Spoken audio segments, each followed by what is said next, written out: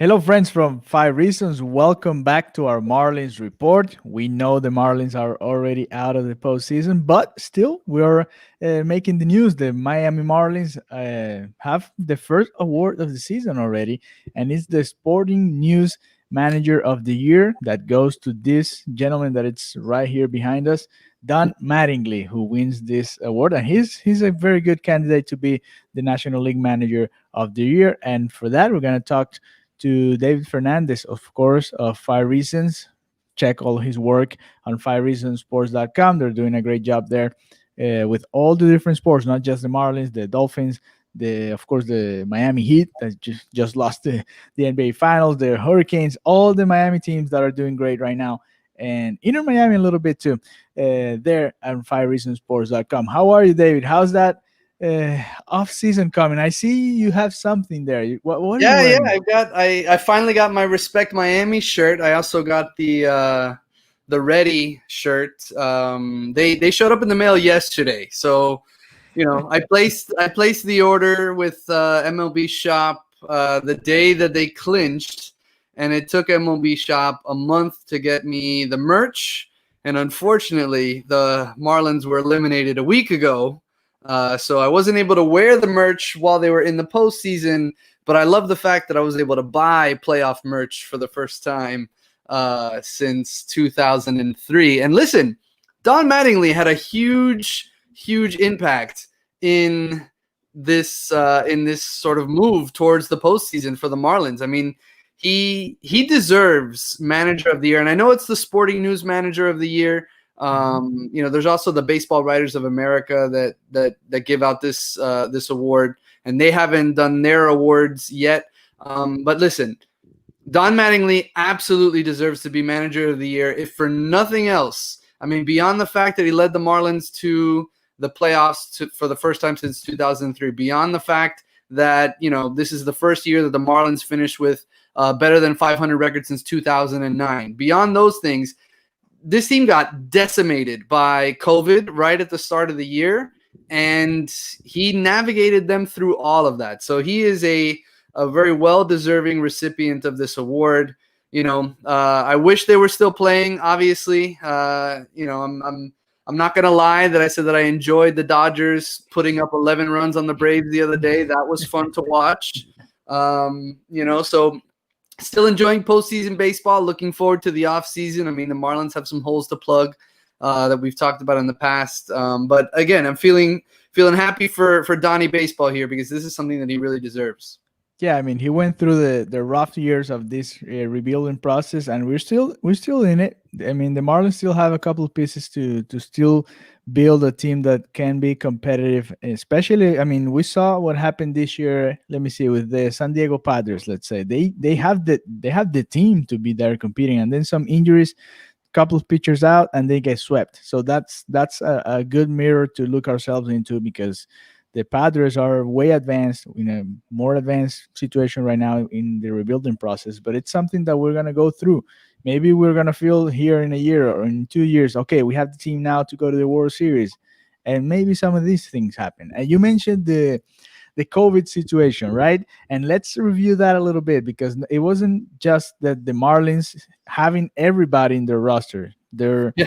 their perfect dream roster for this year. That was going to be hard to compete. But then after that, after the first series of the year, they I mean, they lost 18 guys, and they brought so many people. And I mean, you guys saw the numbers on how many moves and roster moves and adjustments they have to go through the entire year, and they still finished a game, well, two games over 500, 31 and 29. So I mean, I'm not a Mattingly fan. I haven't been in the last couple of years. I feel like the Marlins, they did have rough years, but I feel like they could have won more games if Mattingly moved the pieces the right way in those past seasons. But I have to, I mean, give him props this year. He was great moving, because at some point he was like, "Okay, you pitch. I don't know your name. Come here, my friend. You're gonna pitch right now." And you know what? That's hard to do. It's hard to do in a summer team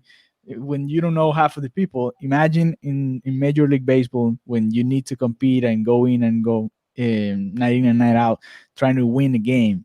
So that was very impressive by Don Mattingly this season. Yeah, listen, you hit it on the head. He after the COVID outbreak, right, which happened. I mean, the team flew to Atlanta for a couple of exhibition games ahead of opening day, which was in late July, right? July 24th, I think it was.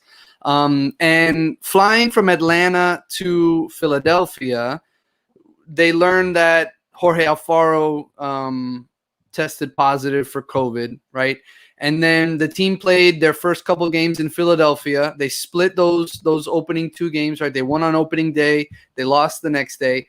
And then going into that final game in Philly, that's when things really started to hit the fan, right? And a handful of more players were, pulled from the game at that point. And then following that opening series, right after that final game in Philadelphia, everything shut down, and they were stuck in Philadelphia for, it was more than a week that they were in quarantine in the hotels and things like that. They lost access to more than half of their roster. At the start of the year, the roster was 30 guys. They lost 18 guys to that initial COVID outbreak, and you were talking about the numbers. So they lose those 18 guys. Over the course of the entire season, they made 174 roster moves. That's an insane number of roster moves. All that shuffling back and forth, sending guys to the alternate training site, recalling guys, getting guys to the injured list, calling them back, all of that stuff, signing guys off the street, making waiver claims, all these different things. And it's a credit to Don Mattingly that he was able to integrate those players earlier in the year when the team finally resumed baseball activities and they started playing again in Baltimore. Yeah. Mattingly said in the Zoom calls that he was literally going to meet players for the first time. He was going to meet some of those relief pitchers for the first time, like face to face on the mound when he called them in to pitch. I mean, they had texted, they probably spoke on the phone and things like that. But because of the COVID protocols and whatnot and social distancing, he was literally meeting a player face to face for the first time, standing on the mound, handing them the baseball in a Major League Baseball game. And that's insane when you think about it. So he helps them navigate through all of that stuff. He uses 9 different starting pitchers in the team's first 9 games of the year. That set a new MLB record.